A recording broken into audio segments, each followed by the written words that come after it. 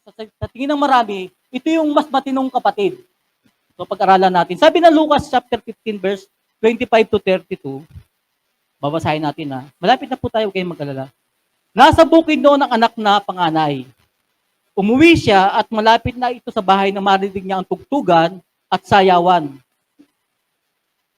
So, nasa bukid ang panganay na anak. So, makikita natin, napakauliran naman itong panganay na anak. Role model. Nagbukid na maghapon, di naglalakwat siya, hindi gumastos, at umuwi siya at nang malapit na sa kanilang bahay, narinig niya yung tugtugan at saka sayawan. So tinawag niya yung isa sa mga alila niya, tinanong, bakit? Anong meron dyan sa bahay? Siguro sa tagal-tagal na panahon, yung pag-uwi niya siguro sa bahay, tahimik lang ang bahay. Siguro walang masyadong ingay. Itong pag-uwi niya, malayo pa. Ang ingay-ingay na sa labas ng malayo pa, naririnig niya na yung tugtugan. Siguro, ang daming mga taong alam niyo sa handaan, nagkakagulo na ron, daming pagkain siguro. Sabi, anong meron? Anong ganap dito sa bahay? Nambit ang ingay-ingay. So, tinawag niya yung isa niya lang alila. Sabi nung anong nangyari sa atin? Dumating po ang inyong kapatid, sabi nung alila. Tugon ng alila, ipinagpatay po siya ng iyong ama ng pinatabangguya, sapagkat nagbalik siyang buhay at walang sakit. Alam niyo po, nagalit yung panganay na anak, ayaw itong pumasok sa bahay. Kasi yung ina-expect ng katulong, paano yung tatay niya, excited na, di ba, masayang-masaya yung tatay niya na bumalik yung anak niya na bunso. Ang ina-expect ng katulong, na yung kapatid niyang panganay, kapag binalitaan niya na bumalik yung kanyang kapatid na bunso, magiging masaya din. Kaya, ganun siya ka-excited. Naku, dumating po yung kapatid. Nagpapatay po ang tatay mo ng pinakamataba. Mag-party-party po tayo ngayon. May celebration po. Hindi niya na-expect na iba pala yung tagap doon sa panganay. Nagalit ngayon yung kapatid. Siguro, nagbumura siguro yung, ko nagyan ang kapatid ko yan. Hindi ko sinabing gano'n. Pero, gusto ko lang i-visualize sa isip ko, yung po pwedeng ginawa nung panay na, siguro mo lang yan ang kapatid ko yun. Patapos siya enjoy, tapos ngayon, pabalik sa rito. Ako nga, hindi nagpapaparty. Ngayon, siya pupunta rito para paparty-party lang. Sarap na buhay niya. Pag-aralan natin yan. So, nagalit ang panganay at ayaw nitong pumasok sa bahay. Kaya't lumabas ang kanyang ama at inaamo-amo siya. Parang nai-imagine ko, di siyempre natanong alila, katulong na nagalit yung boss, saglit lang. Tawagin ko yung tatay. Pasok muna kay boss, upo kayo doon, may mga pagkain, kain muna kayo siguro, gutom na gutom yung panganay. Alam niyo naman ng taong pagod at saka gutom, mainit ang ulo. Totoo naman, di ba? Subukan niyo, pag kayo ay pagod, pag kayo ay gutom, talagang minsan mainit ang ulo. Siguro sabi nung katulong, wait lang boss, gusto niyo po bumainom? Ayoko! Na-imagine ko lang, parang gano'n yung drama. Sige boss, saglit lang, tatawagin ko yung tatay. Nung ma-report niya doon sa magulang, yung tatay ngayon, siyempre, alam niya yung feeling siguro ng anak. Inaamo-amo, pasok ka na. Siguro, ayaw pagpapigil yung anak, sabi nung anak niya, tatay, pinaglingkuran ko kayo sa loob ng maraming taon at hindi ako sumuway sa inyo. So, nagbita niya doon sa kanyang tatay. Ngunit ni minsan, hindi nyo man lang ako pinagpatay ng kahit na isang maliit na kambing. Parang gusto ko damin yung kanya yung nararamdaman, bili mo, napakatino niya. Siguro napakatipid pa sa pagkain. Siguro kung magluluto yung tatay, huwag na kayo magluto ng kambing. Tama na po itong kapirasong manok. At yung kapirasong manok na yan, yung kalahati lang kasi bukas. Sayang po ang di ba? Bisa parang gano'n yung mga, parang ni-imagine ko na kung bakit ganun kalaki yung hinanakit niya, para ipagdamdam niya yung, siguro, ako naniniwala itong pag-aari ng kanyang tatay. Hindi lamang to may mga hayupan to. Ibig sabihin hayupan, maraming mga alagang hayop, hindi kahayupan na sa ugali. Dahil lang dito. Ini-imagine ko, ako naniniwala na marami ito silang alagang hayop na hindi naman kalabisan kung magpapatay sa araw-araw para ipanghanda niya. Pero sumamay loob niya na ipinaghanda yung kapatid niya ng isang hayop, bakit ganun niya lang sama ng loob niya? Parang gusto kong maintindihan yung pinagdadaanan ng panganay na ito. Sabi niya, hindi niyo po ako binigyan ng kahit isang bisirong kambing para magkatuwaan lamang kami ng aming mga kaibigan. Ni minsan, hindi. Parang ganun yung drama, di ba? Tapos, pero yung dumating yung bunso kong kapatid na yan na lumustay ng mga ari-arian natin. Parang ganun, parang dinuduro-duro siguro. Para paramdaman nyo yung drama. Ipagpapapatay nyo ng pinataba nating hayop, napakakapal ng mukha. Parang ganun, gusto ko lang i-ano kayo sa damdamin niya. Lumustay ng mga ari-arian natin, ng kabuhayan natin sa masamang babae. Ipinagpatay nyo ng matabang guya.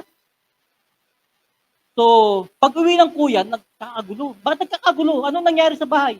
Akala naman ng servant, sabi ko kasi matutuwa yung kanyang amo. Hindi, baliktad. Ayaw pumasok nung panganay na anak. Tinawag yung tatay, nung lumabas yung tatay, hinimok siyang pumasok. Hindi ako papasok. Parang gano'n yung paninindigan talaga. Ayoko. Taon-taon ko kayong pinagsilbihan. Apakahabang panahon na nandito ako, nagpakapagod, nagbukid, nilabas niya na lahat ng sama ng loob niya doon sa kanyang magulang. Nanumbat na. Naglingkod po ako sa inyo, tatay. Ni isang kapirasong kambing, hindi niyo ako binigyan para ipagpapatay ko man lang sa aking mga kaibigan. Tapos itong anak niyong ito, na umubos ng inyong pera, naglustay at nagwaldas, at ngayon uuwi-uwi rito, ipagpipiesta ninyo. Parang gano'n yung ano niya. Sumagot yung kanyang tatay, anak, lagi kitang kapiling. Ang lahat ng ari-arian ko sa'yo. Ngunit dapat tayo magsaya kasi itong kapatid mo na namatay na ay muling nagbalik na buhay na walang ngunit na sumpungan. Alam niyo po, mapapansin natin, ang bait-bait ng panganay na kapatid sa bahay. Siguro, role model talaga. Alam mo kasi mga panganay kasi ganyan eh. Kasi pag panganay ka, ako naniniwala, kasi yung, alam mo yung, especially kapag marami kang kapatid, mas una ka nagmamature, mas nasusundan niyo po ba? Sino yung mga panganay dito? Kasi kapag kapanganay ka, mas yung maturity mo, ewan ko, parang gano'n kasi panganay din kasi, kaya medyo nakakarelate ako ng konti. Ibig sabihin, yung ang bait-bait ng panganay na anak na ito sa bahay, pero meron palang kinikimkim na sama ng loob, masama pala yung loob niya sa kanyang pagbabait-baitan. Nasusundan.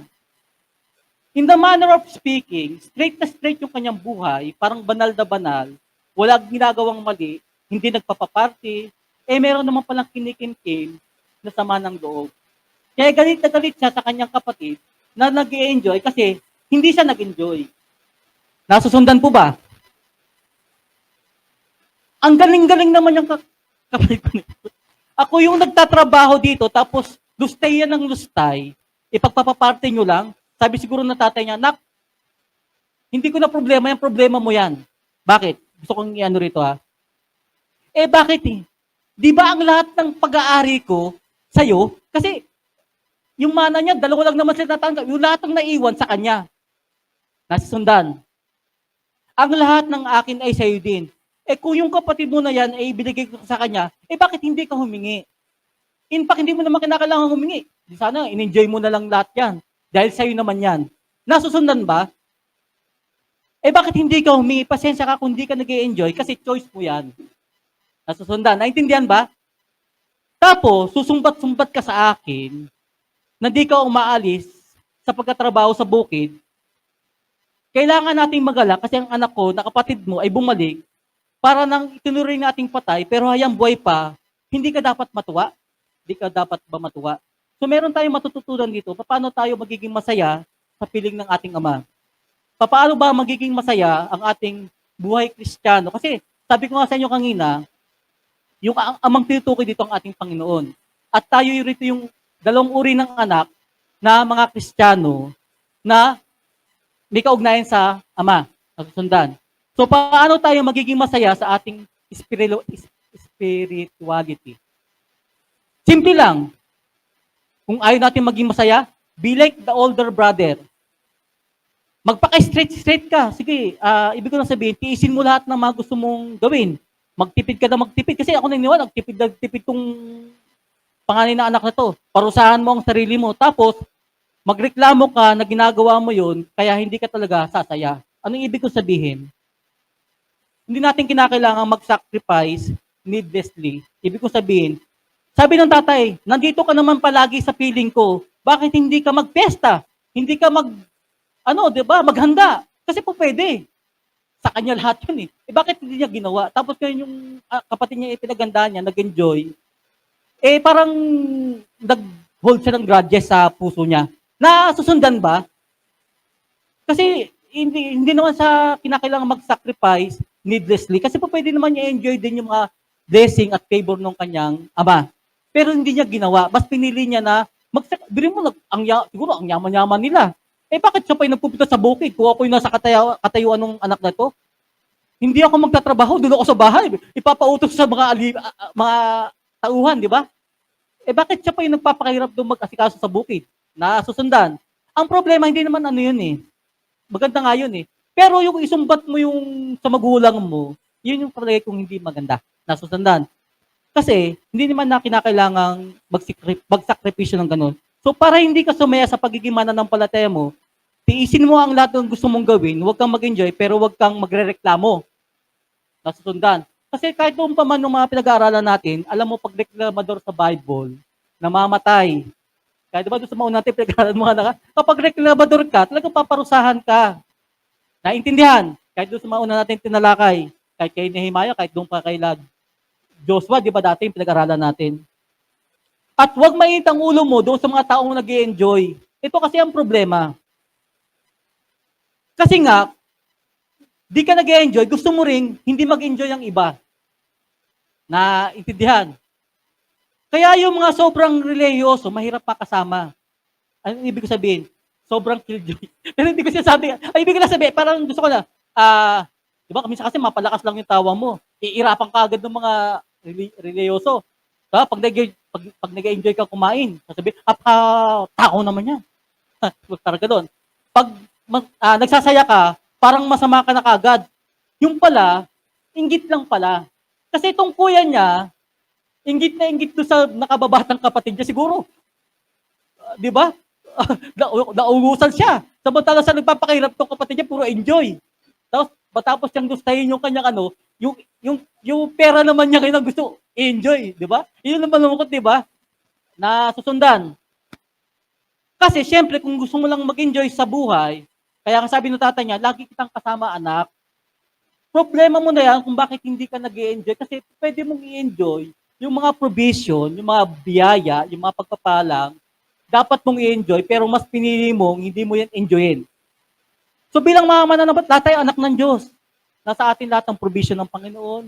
Nasa atin na lang, nasa ating paglilingkod sa Kanya, ini-enjoy mo ba yung ginagawa natin sa Kanya? Nasusundan. Paano tayo hindi mag-enjoy? Paano tayo hindi magiging masaya spiritually? Do not know, do not appreciate, do not enjoy the Father's loving kindness. Para hindi ka mag-enjoy spiritually, wag mong alamin. Wag mong i-appreciate yung mga blessing na ibinibigay sa'yo ng Panginoon. Kasi nga, ituring mo ang Diyos ay laging galit, laging nagpaparusa para lagi kang takot at lagi kang nagigilty. Sabi nga rito, do not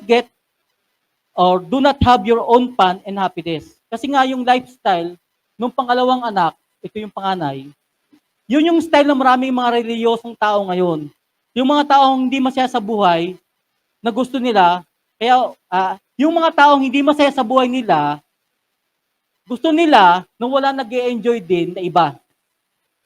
Na susundan. Kaya kadalasan, yung mga, totoo to, yung mga uncle daw natin o kaya yung mga tita natin, na hindi masaya sa buhay, ang susungit. Napansin nyo? Masusungit doon sa mga pamangkin. Subukan mong sumaya yan. Halimbawa, yung auntie mo, na hindi masaya, subukan mong magkaroon ng papa. Wala pa lang naging boyfriend, tumanda na ako. Pero nung nagkaroon ng boyfriend, di ba, biglang lumuluwag, nagiging masaya. Ibig ko lang sabihin, kasi nga, sikil yung kanilang Kaya yung masungit na ugali niyan, kapag sumaya yan, magiging masaya. Parang nainggit lang. Alam niyo, totoo naman talaga na bakit susukit yung mga tita natin at tito na mga elders na Kasi nga, kung ba, wala silang nagpapasaya sa buhay, subukan mo maging masaya yan, magkaano yung kanilang nakaka-relate po ba?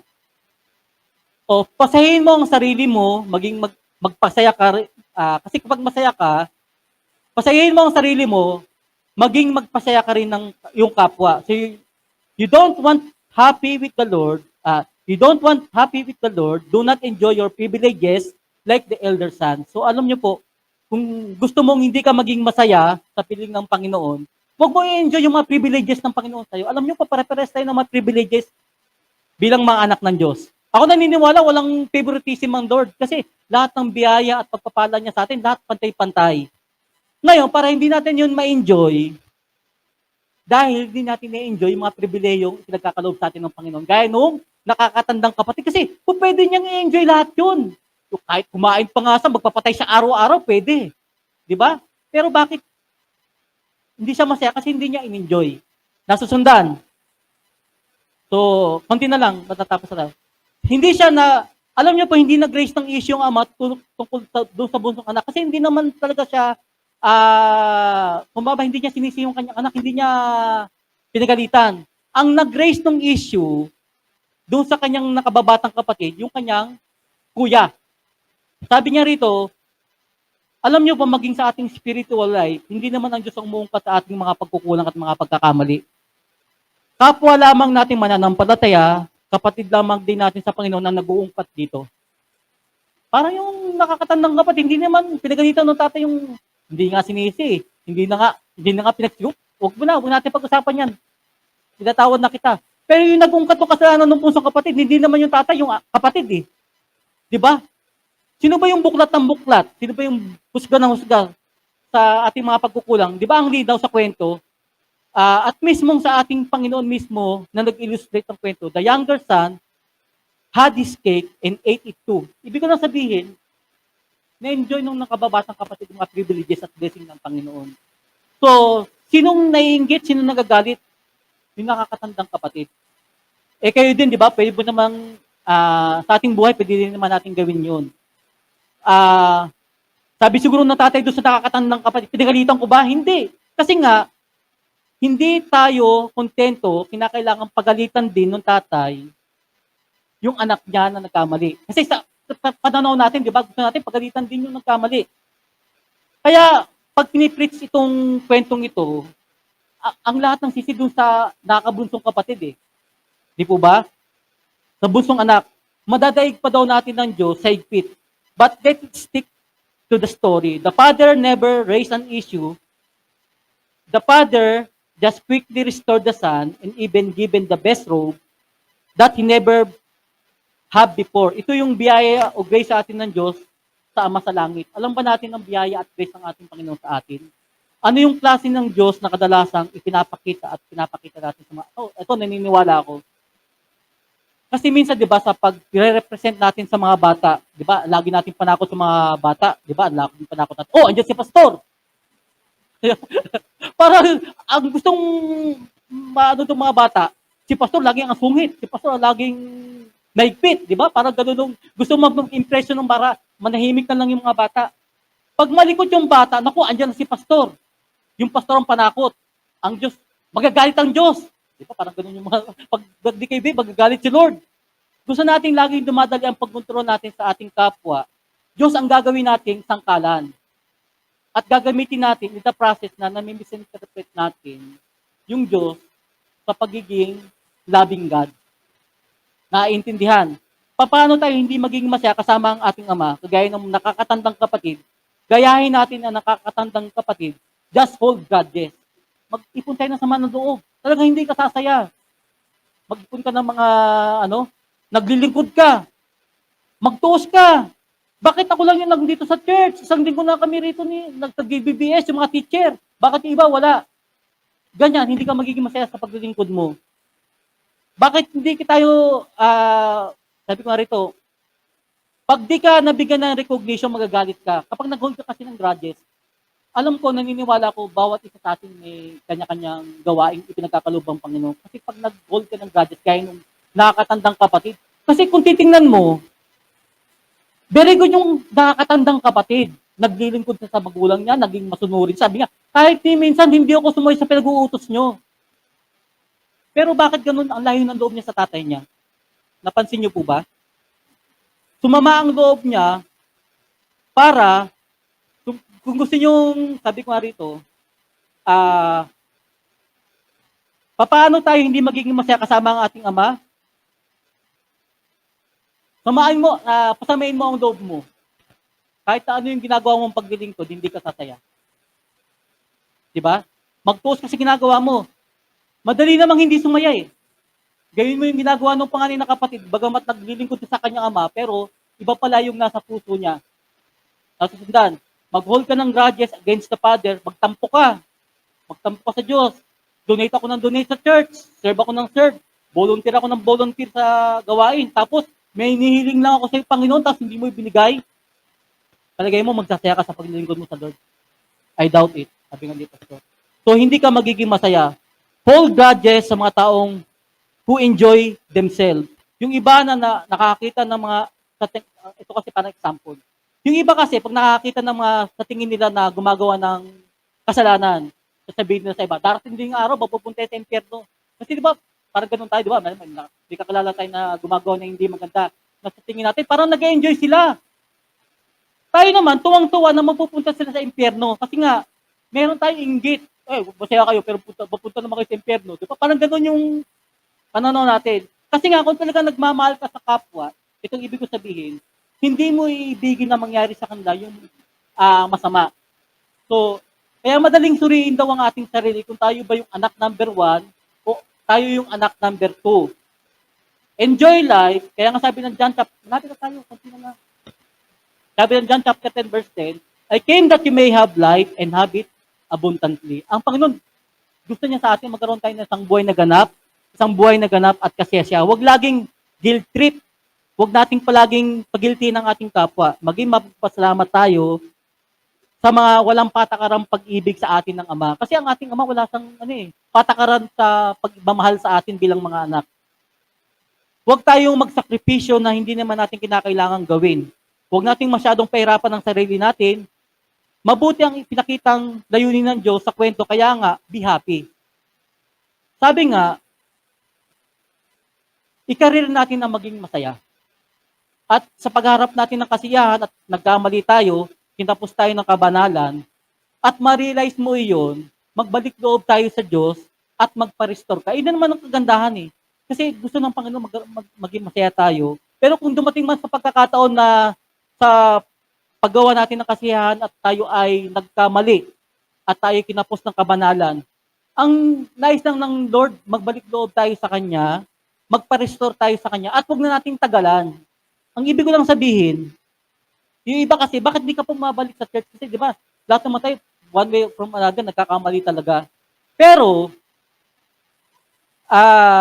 pag inaayos tayo ng Lord, kasi sasabihin ng iba, bakit di ka pumabalik sa church?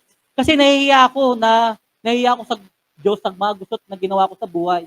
Pero pansinin ninyo, itong prodigal son, sabi natin prodigal son, yung ang kanyang buhay ay gusot-gusot, gulo-gulo, doon siya bumalik sa Diyos.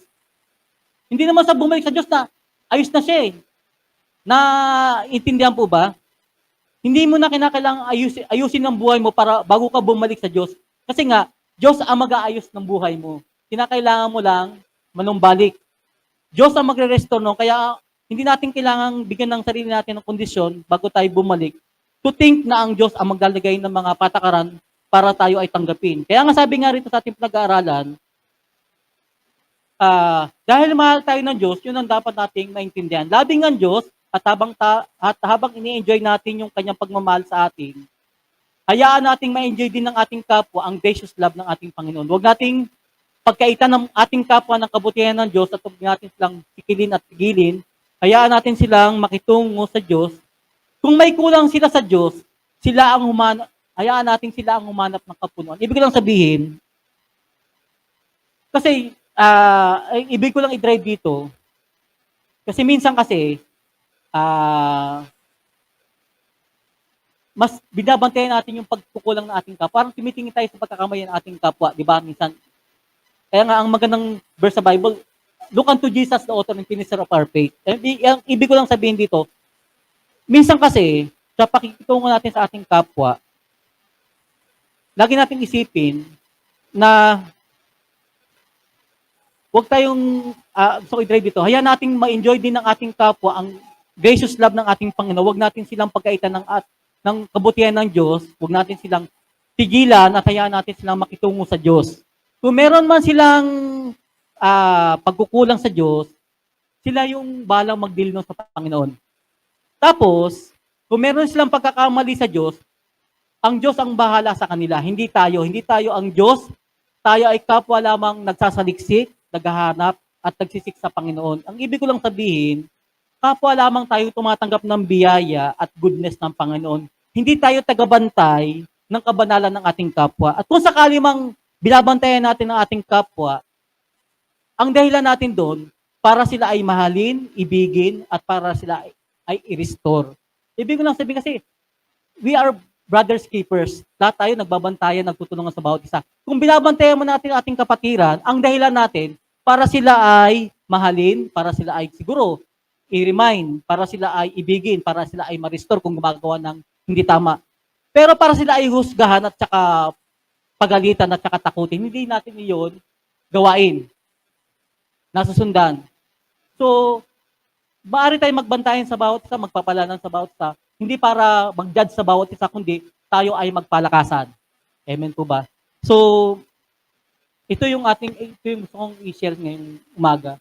So, tayo po ay manalangin. So, Ama namin sa langit, salamat po sa umagang ito na ibinigay sa amin. Alam po namin, Panginoon, na meron kayong gustong mga ituwid at itama sa aming mga buhay.